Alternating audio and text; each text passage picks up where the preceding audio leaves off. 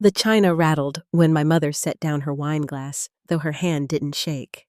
The chandelier threw clean light over the burgundy linen, and the crystal stemware winked like cold eyes.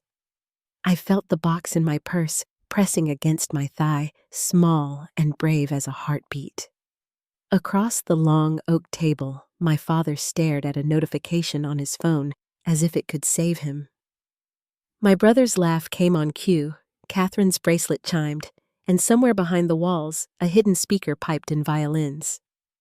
When I said I have news, the room went still enough to hear the clock breathe. Before I go on, tell me where you're listening from down in the comments. And if you've ever been made to feel small at your own family table, tap that like button. Share this with someone who deserves better, and subscribe if dignity and quiet courage are your kind of justice. But to understand how that dinner turned into a storm, you need to know the weather that raised me. I grew up on a lawn where the snow looked professionally ironed, where wreaths matched the drapes, and the drapes matched the mood. The Whitfield estate sits outside Boston, white columns, black shutters, and a front door heavy enough to train good posture. My mother, Eleanor, loved everything that reflected well on her polished silver board appointments, and children who stayed within the lines. My father built a firm from nothing, then let silence do most of his parenting. Andrew learned the steps, early Harvard handshake, a wedding that made magazines. I learned how to breathe small and draw in the margins. Art wasn't the plan for a Whitfield daughter, but it was the only thing that fit the shape of my hands. I drew tiny worlds that made sense, foxes in scarves, rainy windows, slow trains threading winter hills. When my mother introduced us at parties, Andrew was our future, and I was Nora, who does little drawings. It wasn't cruel in this way people think of cruelty. It was colder than that, the kind of chill that sleeps in the walls. Then a music teacher with warm brown eyes bought my painting at a charity auction and asked me if foxes wear scarves because they're shy or stylish.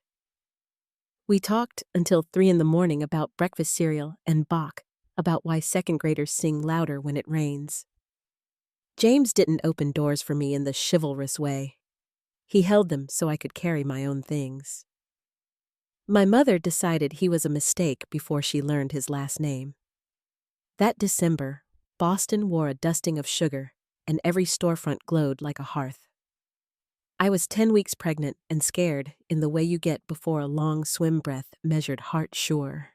I framed the ultrasound in silver, tucked it beside a tiny heirloom bracelet my grandmother once pressed into my palm, and placed both in a wooden box carved with our initial. My plan was simple: dessert, then the gift, then the kind of joy that melts old frost.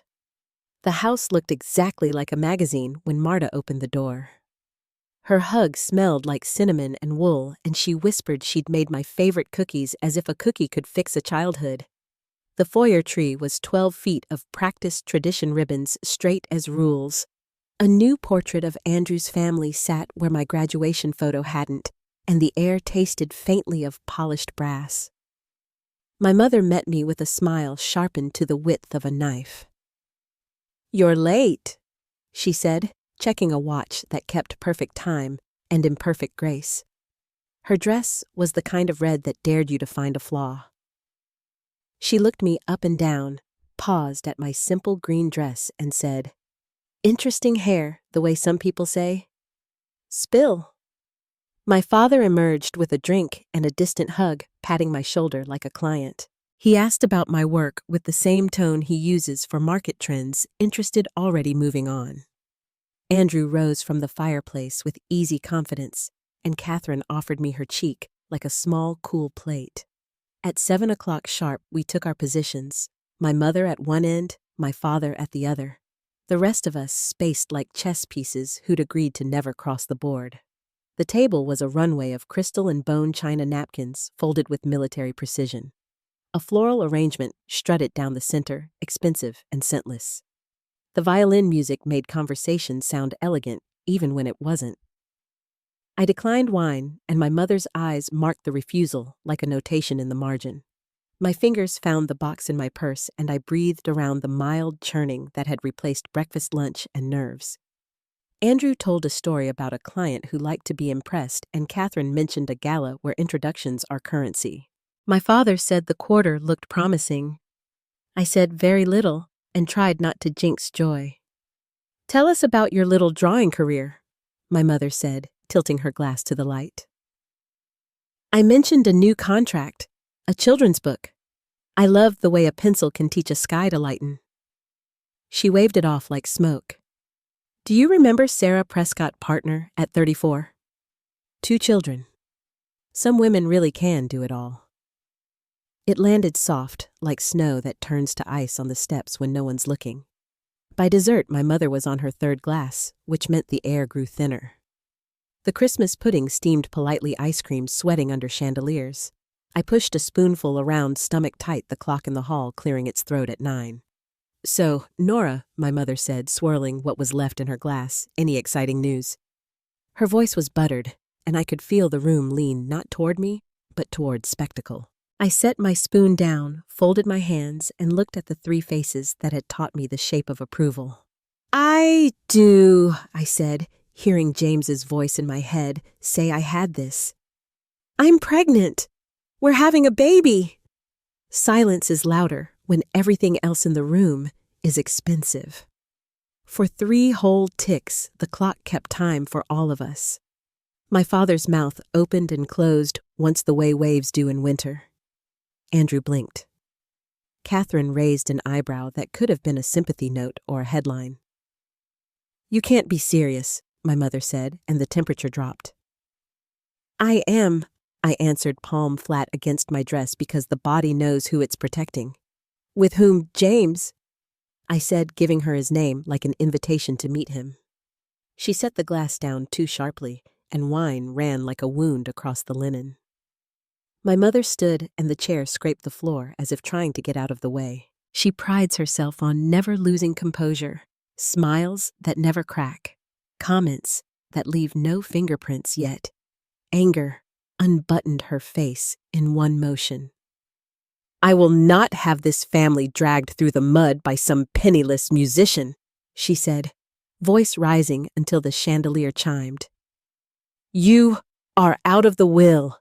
Do you understand me? Out! I won't have an illegitimate child in our name." Andrew swallowed and said "mother," because the right thing arrived late to his throat. She didn't look at him. My father found the courage to say my name softly and then misplaced it. He stared at the table as if money could stand up and intervene. "Do you think this is what I raised you for?" My mother continued each word, polished to cut clean. "To throw away your future on a man who plays for tips, what will you live on your doodles?" I watched her gesture toward my stomach, as if pointing at a stain. I'd prepared for disapproval. I hadn't prepared for contempt this practiced. Something long and invisible gave way inside me. It didn't snap.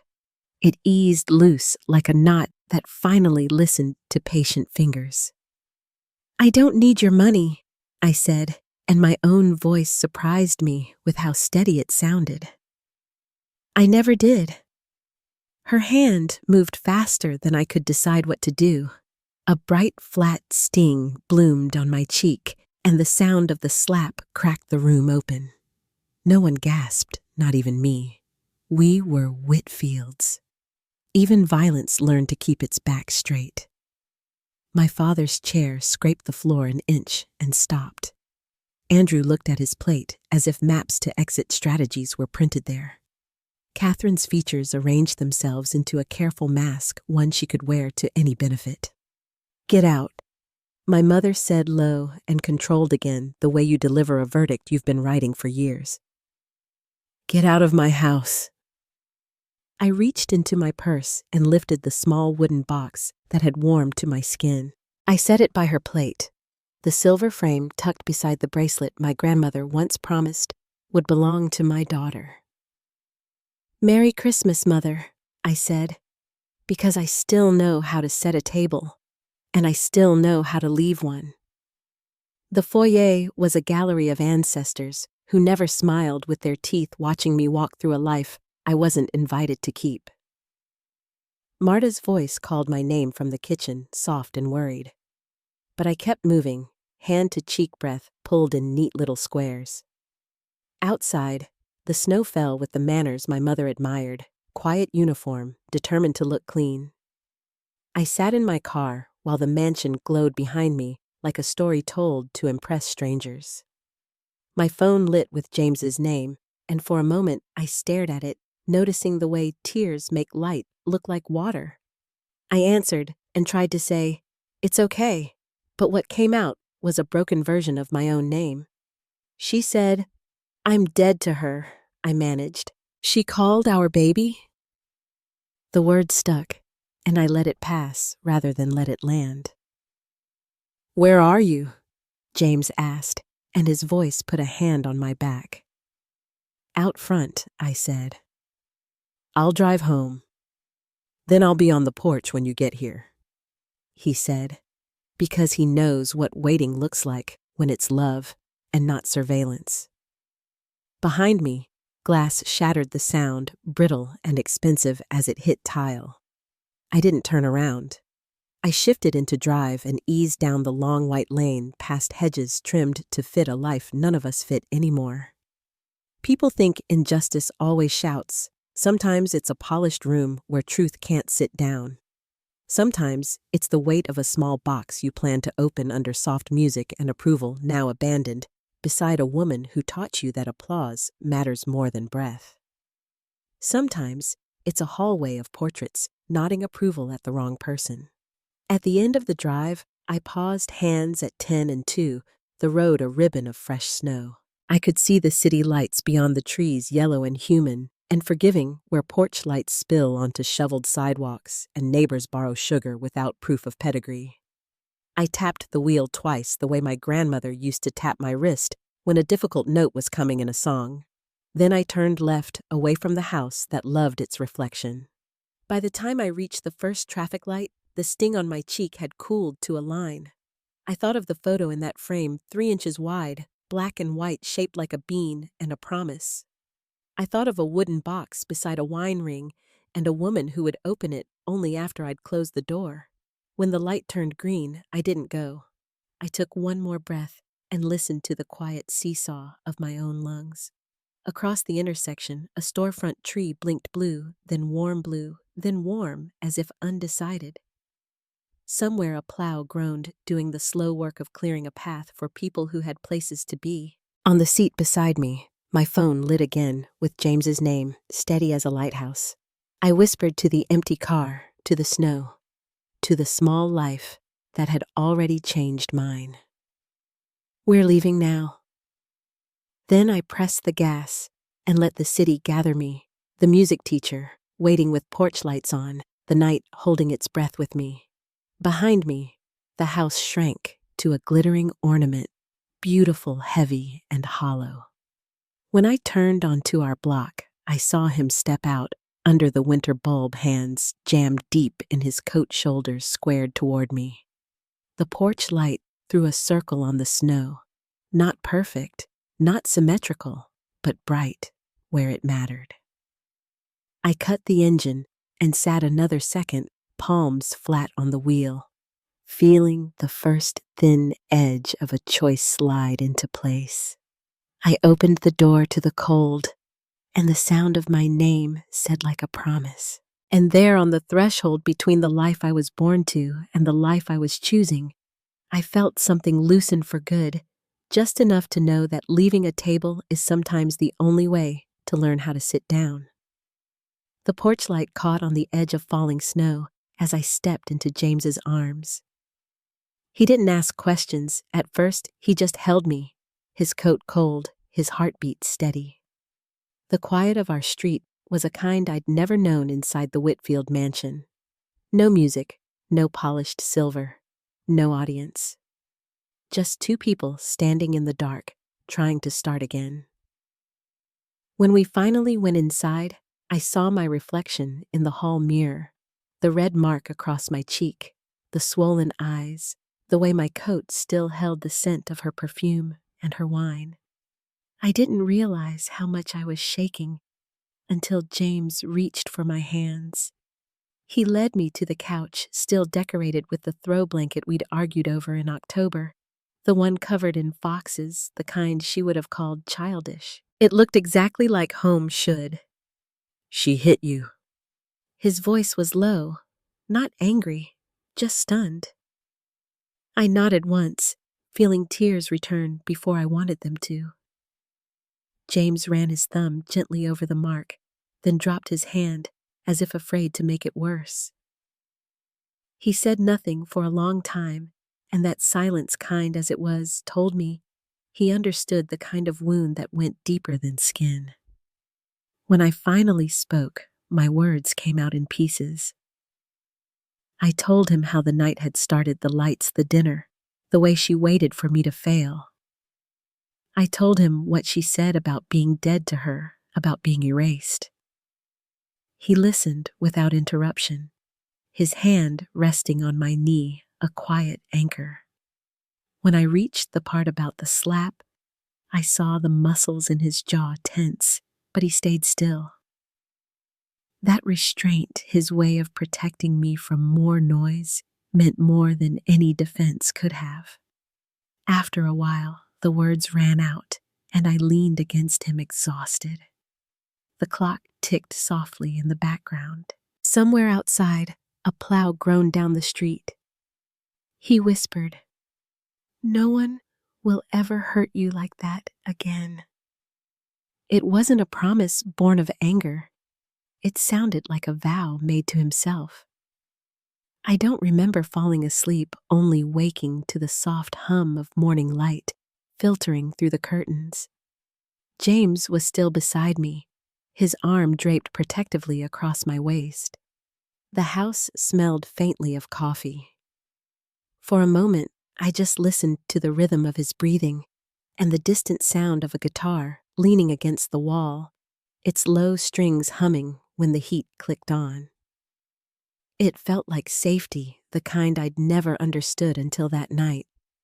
Later that morning, as the snow outside began to melt into slush, James placed a small silver-wrapped box in my lap. He looked nervous, almost shy. "I was saving this for tomorrow," he said, "but I think you should have it now." Inside was a simple silver frame, empty, but for a note in his handwriting. "For our first family photo, June 2023. The three of us together." I stared at it, my eyes blurring again, but these tears didn't burn. They softened everything. The days that followed moved strangely, part grief, part calm. I worked in small motions, making tea-washing brushes, rearranging the sketchbooks on my desk. Every sound from my phone made me flinch, afraid it would be her. Instead, it was Andrew. His message was short, "Are you okay? Call me." Then another mom opened your gift. Dad finally stood up to her. "It's bad, Nora. Please call." I didn't. Not that day. Not the next. I couldn't face the pull of that old gravity, not yet. James didn't push. He simply sat beside me on the couch that night, reading while I sketched in silence. When he caught me staring at the empty frame, he took my hand and said, "You filled it the moment you walked out of that house." I smiled at that faintly. He had a way of turning pain into something almost sacred. By the end of December, the world outside had shifted from white to gray. Boston slush clung to the curbs and shop windows traded their garlands for early Valentine displays. I'd thought about the baby constantly tracing small circles on my stomach without realizing it. 10 weeks, barely the size of a plum, yet already everything. One morning, a letter arrived in a heavy cream envelope. The return address carried my father's firm, but the handwriting on the card inside was his, not an assistant's. "I should have defended you. I want to make it right. Please meet me. Just us." His phone number was written beneath the words smaller, as if embarrassed to exist. I sat with the letter for a long time, feeling anger and longing fight in the same breath. When James came home that evening, I handed him the letter. He read it twice before speaking. "If you go," he said carefully, "go on your terms, somewhere public, and don't expect too much." I nodded, even as I knew expectation was the only thing I'd ever carried where my father was concerned. 2 days later, I met him at a small cafe halfway between his office and our apartment, the kind of place that smelled like roasted beans and rain. He looked smaller than I remembered, his suit a little loose, his posture folded. When he saw me, he stood awkwardly as though unsure whether he had the right to hug me. We shook hands instead. For a while, we just sat there. He stirred his coffee so long, the spoon began to tremble. Finally, he said, "You look well." His voice was rough, the kind that hadn't been used for softness in a long time. I told him the truth, that I was managing, that the pregnancy was healthy. When I mentioned the baby's heartbeat, his eyes filled and then blinked dry again. "I should have stopped her," he said. All those years I thought silence was keeping the peace. It wasn't. It was cowardice. He looked at the table, then back at me. "I don't expect forgiveness. I just want to know my grandchild." Something in me loosened. Not forgiveness exactly, just the relief of finally being seen. We talked for nearly 2 hours, circling around decades of unspoken truths. He admitted that Christmas had broken something between him and my mother, something that might never mend. When he said I chose quiet too many times, I believed him. Before we left, he asked if he could meet James. I said yes. That dinner happened the following week in a small neighborhood restaurant where no one would recognize our name. James wore his good jacket. My father left his tie at home. The first few minutes were stilted, but then James mentioned jazz. To my surprise, my father smiled a real, unguarded smile and said he'd played piano in college. For the next hour, they spoke about old records and favorite songs, two men trying to bridge years of absence through melody. I watched them and realized that this quiet and unremarkable was what peace might look like. After that, he began calling every Sunday. Small things at first, updates about his work, questions about the baby, stories I'd never heard about his own father. Sometimes he'd ask to hear the sound of my laugh again. The one he said reminded him of my grandmother. Those moments didn't erase the past, but they softened it. The space inside me where anger had lived began to fill with something gentler. February arrived cold and bright. I spent more time at my drafting table sketching scenes for a new children's book, a fox family building a home in the snow. James's music drifted through the apartment, the chords low and patient. We spoke often about the kind of parents we wanted to be, open, honest, the opposite of everything I'd known. At night, when he played his guitar and I drew, the silence between notes felt like breathing. But even peace has echoes. Andrew texted one morning asking to meet. His message was hesitant, almost apologetic. "Lunch near your place. I need to say something." I agreed. We met at a quiet diner on Tremont Street. He looked tired, less polished than usual, the edges of his composure worn thin. "I should have stopped her," he said, echoing our father's words. "I just sat there." He toyed with his coffee cup, then looked up. "You were right to walk away." I hadn't expected that. He told me Catherine was pregnant too, due in August. "I want our kids to know each other," he said. "I don't want to repeat what they did to us." For the first time, I saw not the golden child, but a brother trying to unlearn the script. When he left, I sat alone for a while, tracing the rim of my cup. Outside, the wind picked up, carrying the smell of snow and exhaust. Somewhere deep inside, The loneliness I had carried since childhood began to shift, not vanish, but move aside enough to let something new in. That night, I lay awake listening to James's breathing beside me. The baby turned for the first time, a faint flutter beneath my hand. I thought of the house I'd left, the table where my mother's voice still echoed, and then of the small, quiet life growing inside me, a life already free of that weight. For the first time in weeks, I didn't feel fear. I felt direction. In the morning, I found James in the kitchen, tuning his guitar between sips of coffee. I told him about the flutter, and he laughed, that soft, disbelieving laugh that always made me fall in love with him all over again.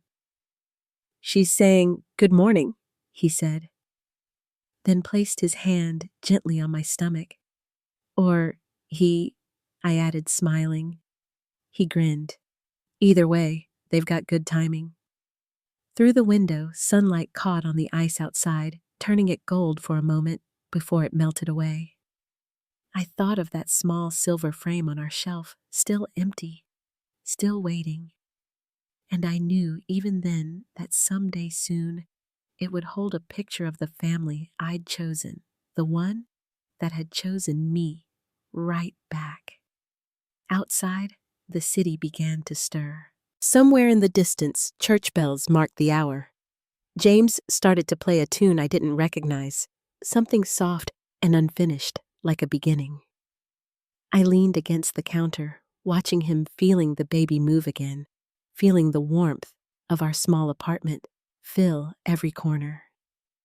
The past was still there, but quieter now, as if learning how to live in the background.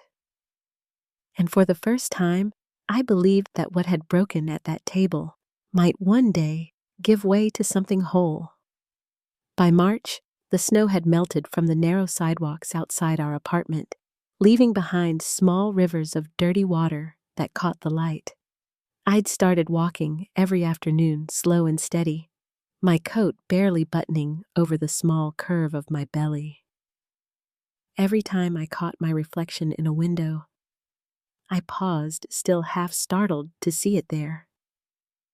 For years, I'd been told what kind of woman I should become. Now, for the first time, I was simply becoming myself. James waited for me most evenings by the corner cafe, his guitar case over one shoulder, his hair tousled from the wind. He always spotted me first, his expression softening the moment our eyes met. Those walks home together became the quiet rhythm of our days, his hand brushing mine, the city humming around us, and the life between us growing stronger with every breath. Work kept me busy. I'd taken on a new series of illustrations for a publisher who wanted a story about courage in unexpected places. I smiled at that. Somehow, drawing foxes learning to build new homes in the snow didn't feel like fiction anymore. Each sketch was a reminder that creation can be an answer to pain. One rainy Tuesday, the mail arrived damp around the edges. I almost threw the envelope away until I recognized the handwriting, my father's, written in careful lines that hadn't changed since I was a child. The paper carried a faint scent of his cologne, one that always reminded me of polished desks and closed doors. He wrote that he'd been thinking about me about that night and that he wanted to see me again. No pressure, no expectations, he said. Just the chance to know my grandchild before it's too late. I folded the letter twice before setting it aside. The ache of hope can feel heavier than grief. That night, James found me sitting on the couch with the letter unopened beside me. He didn't ask what it said. He just handed me a mug of tea and waited. When I finally read the words aloud, he listened without comment, then nodded. "If you go," he said gently, "make sure you go for yourself, not for them." 2 days later, I did. We met in a cafe on Beacon Hill, the kind of place where the air smelled of baked bread and rain. My father was already there, sitting near the window with his coat still on. He looked older than I remembered, tired in a way that didn't come from age, but from years of silence. When he saw me, he stood too fast, almost knocking over his cup. The nervousness in his gesture touched me more than any apology could have. We spoke slowly, circling the hard things like fragile glass. He said the words I'd waited my entire life to hear, that he'd been wrong to stay quiet, wrong to confuse peace with compliance. His voice cracked when he mentioned my mother, how Christmas night had torn their marriage down to its bare bones. I watched his hands tremble around his cup and wondered how many years he'd carried the weight of looking away. When we left, the rain had stopped and a thin band of sunlight stretched across the street. He asked if he could meet James next time, his tone uncertain but hopeful. I said yes. It wasn't forgiveness yet, but it was the start of something that sounded like honesty. The dinner that followed was cautious, but not uncomfortable. We chose a small Italian place downtown where the lights were low and the noise enough to fill the pauses. James spoke about music, my father about his first attempt at jazz piano in college. By dessert, they were comparing favorite records. I watched them from across the table, realizing how rare it was to see two good men trying in their own way to mend what they hadn't broken. After that night, my father began to visit every week. He'd bring small things, bagels from the corner shop, a tiny stuffed rabbit for the baby, sometimes flowers that looked slightly embarrassed to be carried by him. We never talked about my mother directly, but her absence hovered in every quiet moment. It no longer hurt the way it once did. It just existed like weather you learn to live with. April came with longer days and softer light. My work thrived, and James's band started playing bigger shows. There was laughter in our apartment again, and the smell of paint and coffee blended into something warm. Sometimes, when I woke in the middle of the night, I'd find James sitting by the crib we'd built, his fingers tracing the carved edge as if playing a silent tune. Those moments, more than anything, made me believe we were going to be all right. Then one afternoon, my phone buzzed with a message from Andrew. "Can we meet for lunch? There's something I need to say." His tone was unusual, hesitant, almost humble. We met at a quiet diner near his office. The smell of fried onions and coffee clung to the air, and he looked out of place in his tailored suit. His first words came out in a rush. I should have spoken up that night. His eyes met mine, raw and unguarded. "I let her destroy you because I was afraid she'd turn on me next." I didn't know what to say. The truth of it hurt, but the honesty behind it was something I hadn't expected. "He told me Catherine was pregnant too, due in August." He smiled when he said it, though the smile wavered. "I don't want my child growing up like we did," he said. "I don't want to repeat any of it." We talked for nearly 3 hours, letting the years between us untangle one thread at a time. He admitted to seeing a therapist for the past year, trying to make sense of what loyalty meant when it was built on fear. I told him about the baby kicking for the first time, about how sometimes love shows up in places you never thought to look. When we parted, he hugged me for the first time in a decade. It wasn't awkward. It was quiet and real. That evening, I told James about the lunch, and he smiled in that way he does when he's proud of people he's never met. "Maybe this is what healing looks like," he said, pouring us each a cup of cocoa. The thought lingered with me long after we'd gone to bed. In May, the apartment filled with color as we started the nursery. We painted the walls a soft sage green and hung little paper stars above the crib. My father came by to help assemble the rocking chair, struggling with the instructions, until James laughed and took over. Watching them side by side, the man who raised me in silence and the man teaching me what gentleness sounds like, felt like watching two different lifetimes finally meet.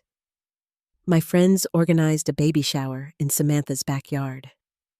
The air smelled of lilac and grilled corn, and someone strung lights between the trees.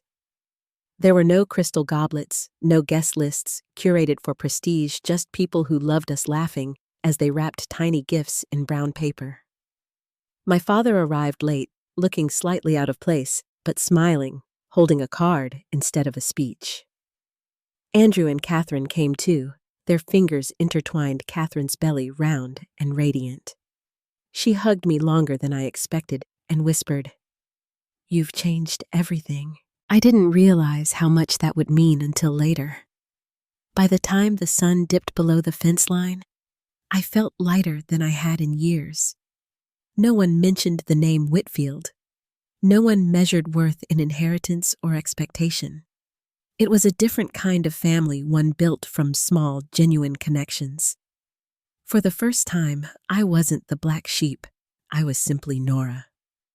That night, when everyone had gone, James and I sat on the porch steps, our hands resting over the place where our child moved. The city lights blinked softly in the distance. "You okay?" he asked. I nodded. "More than okay," I said. "I finally feel like I'm home." The following week, a formal envelope arrived by courier, my mother's lawyer's seal pressed in wax. Inside were legal documents confirming my removal from the Whitfield family trust. No note, no signature, just the end of an era printed in perfect type. I stared at it for a long time, expecting sadness, but felt only relief. The chain that had once held me in place had finally broken. I placed the letter in a drawer, closed it, and turned back toward the nursery. James was standing by the crib humming a soft tune. "What was it?" he asked when he saw my face. "Freedom," I said simply.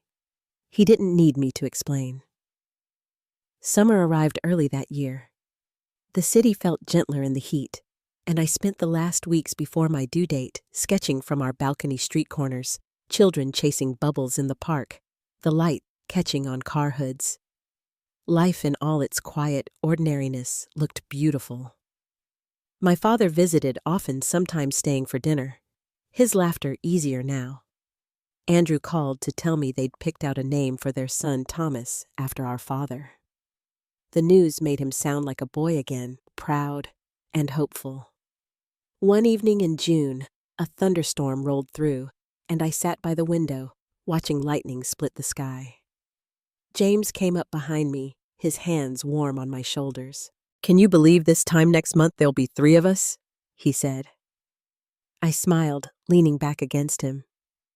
"It feels like everything I ever wanted is already here," I whispered. Outside, rain tapped against the glass, steady and cleansing. The air smelled like earth and new beginnings.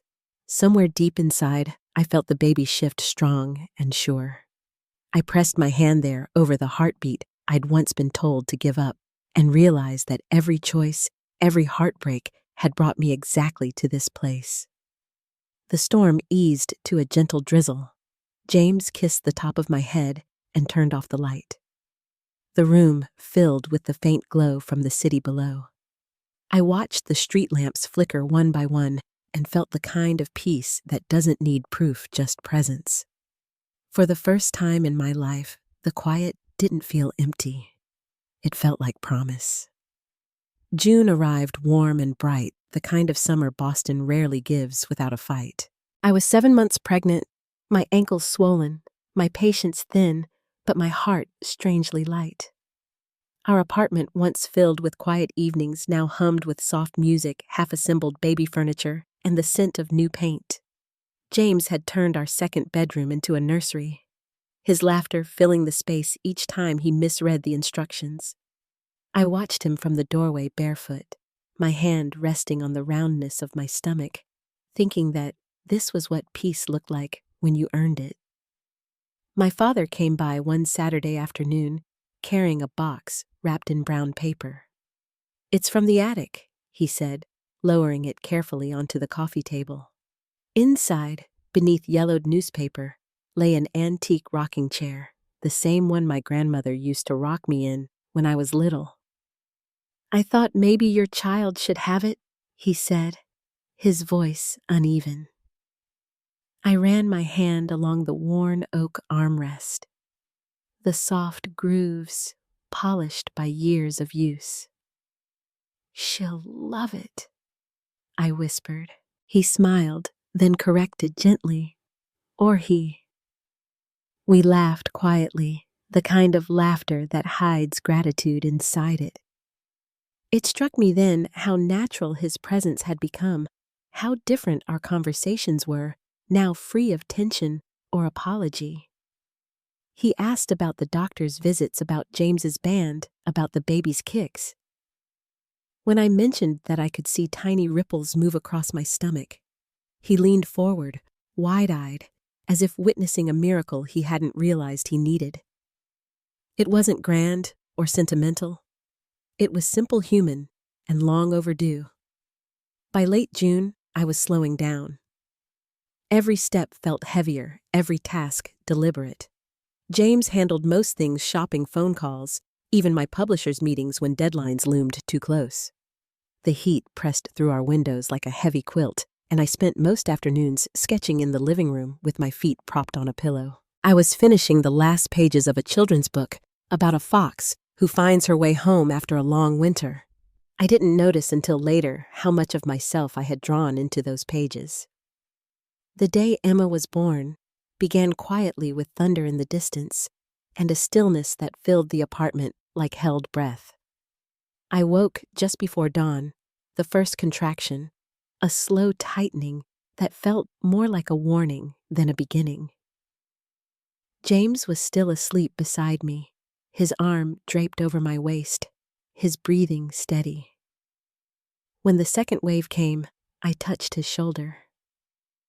He sat up instantly, eyes wide, heart already racing.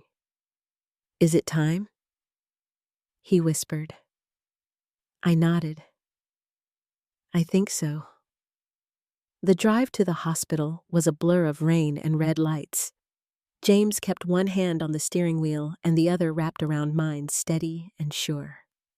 By the time we reached the maternity ward, the contractions had grown sharper, closer together. Everything became a rhythm of breath and focus, the hum of monitors, the soft voices of nurses, the cool cloth on my forehead. Hours passed in fragments, until finally, in the pale light of morning, I heard her cry. They placed her in my arms, 7 pounds, 8 ounces of quiet perfection. Her tiny fingers curling around my thumb as though she already knew who I was. James stood beside me, tears streaking his cheeks, his voice breaking when he whispered, "Hi, sweetheart." I looked at him, then at her, and felt something inside me settle into place. Every wound, every echo of that night at the mansion faded under the sound of her breathing. My father arrived later that day, flowers in one hand, a small silver rattle in the other. His face softened the moment he saw Emma. "She's got your eyes," he said, though we both knew she didn't. Still, the words mattered. Andrew and Catherine came the next morning, their own child due soon. Catherine's belly was high and round, her expression full of warmth. She bent close to the bassinet, smiling. "She's perfect," she whispered. For the first time, I believed her. There was one absence I couldn't ignore. My mother's name never came up, but her silence filled every pause. As I watched my father rock Emma gently in the chair he'd brought, I felt a pang of something I couldn't quite name. Not longing exactly, but a quiet acceptance that she had chosen distance over love. I promised myself my daughter would never have to wonder where she stood in her mother's heart. 3 weeks later, James and I were married in the public garden under a small arch covered in wildflowers. The ceremony was simple, no lace, no orchestra, no crowd. Just family, close friends, and the faint scent of summer rain. My father walked me down the grassy path, his hand trembling slightly on mine. Andrew stood as one of James's groomsmen, and Catherine radiant despite the August heat, helped soothe Emma whenever she fussed. We read our own vows, promising patience, laughter, and forgiveness, the kind of love that stays when life gets quiet again. When it was over, and James slipped a plain gold band onto my finger, I realized how far I'd come from that Christmas table. I wasn't just the disowned daughter of a name that valued legacy over compassion. I was a wife, a mother, an artist, and a woman standing entirely on her own feet. The wind lifted my veil, and the city around us blurred into color and sound, church bells, traffic, laughter. It was as if the world itself had exhaled. The months that followed passed in a haze of midnight feedings, lullabies, and small discoveries. Emma's first smile, her tiny hand gripping my necklace, the way she fell asleep when James played guitar by her crib. Every moment felt like an answer to a question I'd carried my entire life. My father visited weekly, showing up with bags of groceries and stories about how he'd once changed Andrew's diapers wrong. Sometimes he'd stay late just to hold Emma, whispering words I couldn't quite hear. It didn't matter. I could see the healing in his eyes. Andrew and Catherine welcomed their son Thomas in August. He was sturdy and loud, a perfect balance to Emma's gentle temperament. Watching them together, their small fingers brushing their laughter filling the room, I felt something close to redemption. Catherine and I spoke often during late-night feedings, exchanging messages about sleep schedules and bottles, two women quietly mending the history that had divided us. Autumn crept in slowly, leaves burning gold outside our windows. I'd started working again, illustrating between naps and feedings, my father often stopping by to help. He brought lunch one afternoon and caught sight of a drawing on my desk, a sketch of a mother fox holding her cub under a wide starlit sky. He studied it for a long moment. "You've always had this gift," he said softly. "I wish we'd seen it sooner." I smiled.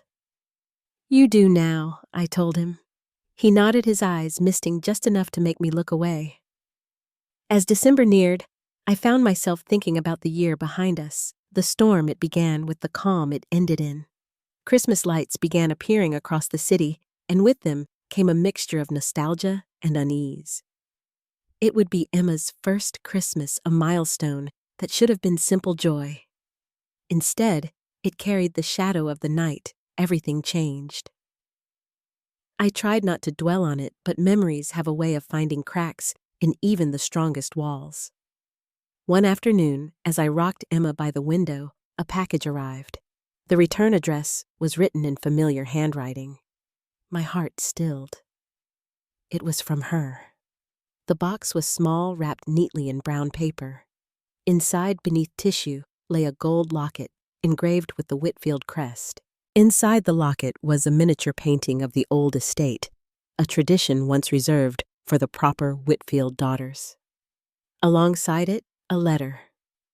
The handwriting was precise, her tone distant but restrained. "This belongs to Emma. Regardless of our differences, it is her birthright. If you are willing, I would like to meet my granddaughter. No conditions. No expectations." I read it twice, then set it down beside the crib. The locket glinted softly under the lamplight, catching reflections of Emma's tiny hand.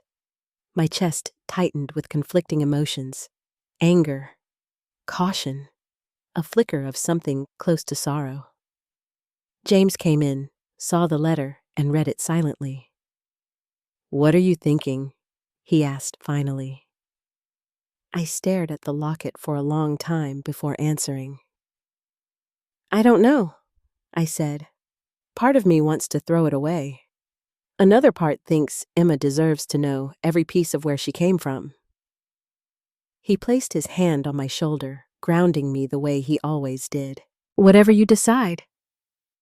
"He said you decide for her, not for the past." I nodded, though the decision felt heavier than anything I'd faced before. The room was quiet, except for the soft rhythm of Emma's breathing. Outside, snow had begun to fall again, slow, deliberate, the same way it had the night I left the mansion behind. I held the locket in my hand, its weight delicate but undeniable, and wondered whether forgiveness could ever exist without trust. The letter sat on the table unanswered while the snow continued to gather against the window pane. Emma stirred in her sleep, her tiny chest rising and falling with the kind of peace only new life knows. I looked at her and realized that whatever choice I made, it would shape not just my future, but hers.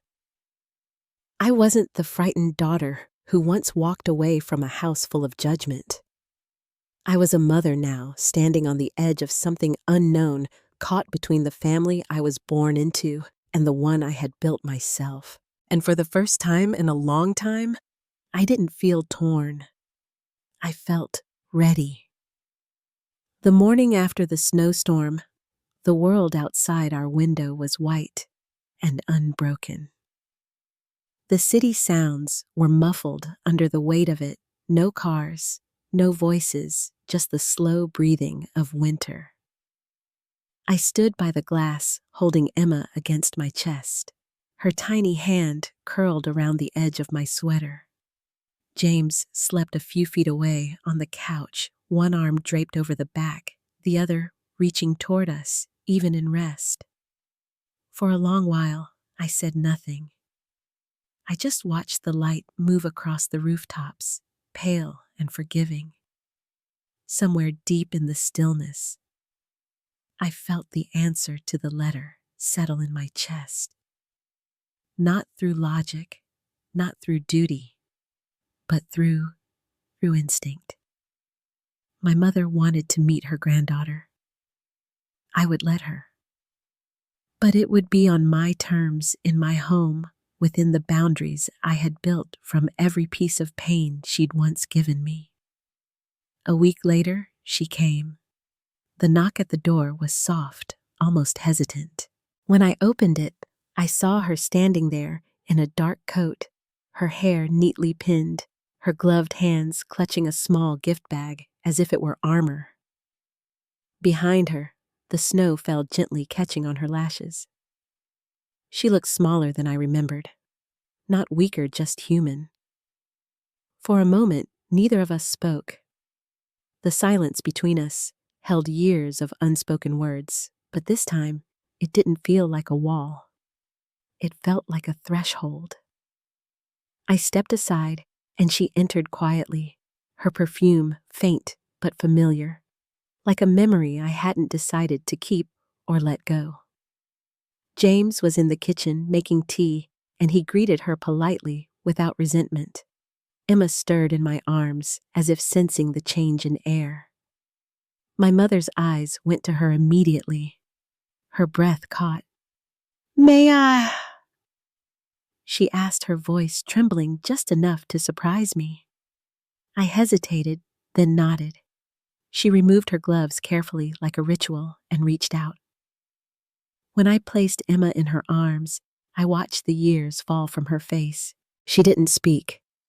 She just held her granddaughter, her thumb brushing the edge of Emma's blanket, as if memorizing its softness. For the first time in my life, I saw her without the armor of control. Just a woman aging flawed, and perhaps finally aware of how much love she'd wasted trying to look perfect. The visit was brief. She stayed for an hour, maybe less. We drank tea that went cold too quickly and spoke in gentle, cautious tones. She asked about my work, about James's music, about the houseplants by the window. It was small talk, but it was safe. And when she stood to leave, she paused by the door, her eyes damp, but her voice steady. "You built a beautiful life, Nora," she said quietly. "I didn't know how to let you do that." I didn't answer right away. I just met her gaze, then nodded. "I know," I said. It wasn't forgiveness, not yet, but it was understanding. Sometimes that's all that's left to give. After she left, I found the gold locket still resting on the coffee table. I hadn't worn it, but I hadn't hidden it either. I opened it once more, studying the tiny painted image of the old estate. The house that had once defined my worth now looked small and distant, something I could hold in my hand without fear. I slipped the locket into a jewelry box beside a few of Emma's first keepsakes and closed the lid. That was where it belonged now, part of the story, but not the center of it. In the months that followed, life unfolded quietly, beautifully. Spring returned with soft rain and longer light. James's band began recording their first album, and I finished my children's book, sending it off to print with a note to the editor that simply said, "Dedicated to beginnings." My father visited often, bringing Emma picture books and making her laugh with his off-key humming. Sometimes he'd tell stories from his childhood, and I'd catch glimpses of the man he might have been if life had been kinder sooner. Andrew and Catherine's house became our second home. Their son Thomas was just learning to crawl, and Emma adored him. The sound of their laughter filled every corner when we gathered two small cousins, two repaired siblings, one unspoken promise that the next generation would never inherit the silence that once defined us. Even my mother began to appear again, carefully, quietly. She never overstayed, never overstepped. She'd bring flowers or homemade soup, things I never imagined her hands would prepare. Once, as she stood at the sink rinsing a bottle for Emma, she glanced at me and said softly, "I'm learning." I didn't respond, but I smiled. That was enough. By summer, we had settled into a rhythm that felt both ordinary and extraordinary. I worked at my desk by the window, while Emma napped nearby, the city buzzing faintly beyond the glass. The book was released that June. When the first box of copies arrived, I opened it with James and my father watching. The cover showed a fox and her cub beneath a night sky scattered with stars, the words "Home is where we begin" written across the top. My father picked one up, tracing the title with his finger. "You wrote yourself home," he said. I hadn't realized until then that he was right. Later that evening, we gathered on the porch as the sun went down. James strummed his guitar softly while Emma slept in her bassinet. The air smelled of lilacs and rain-soaked earth. My father sat beside me, a quiet smile in his eyes. Andrew and Catherine arrived with Thomas, their laughter carrying across the yard. My mother came last, moving slowly, uncertain but welcome.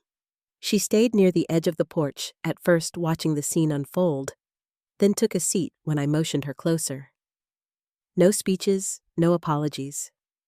Just family sitting in the golden light of a day that didn't need fixing. The evening stretched long, full of the kind of peace that sneaks up on you when you stop expecting it. When the sun finally dipped below the trees, I lifted Emma into my arms and looked out over the quiet street.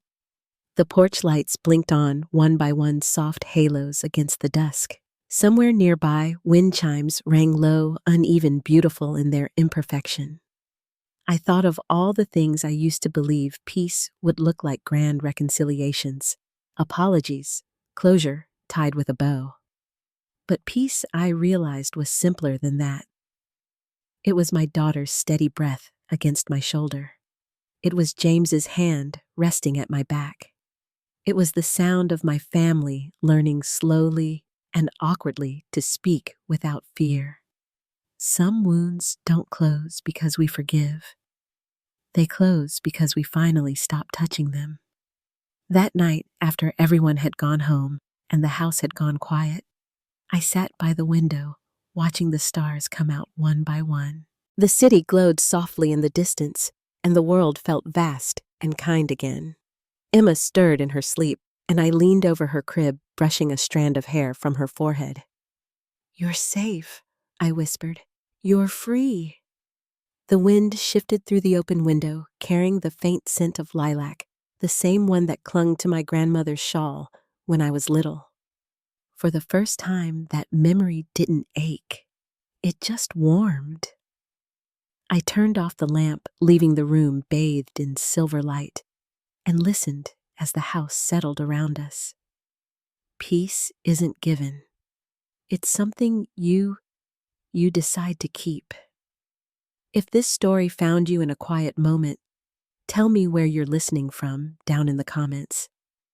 And if you've ever had to build peace from the pieces of what hurt you, share your story below.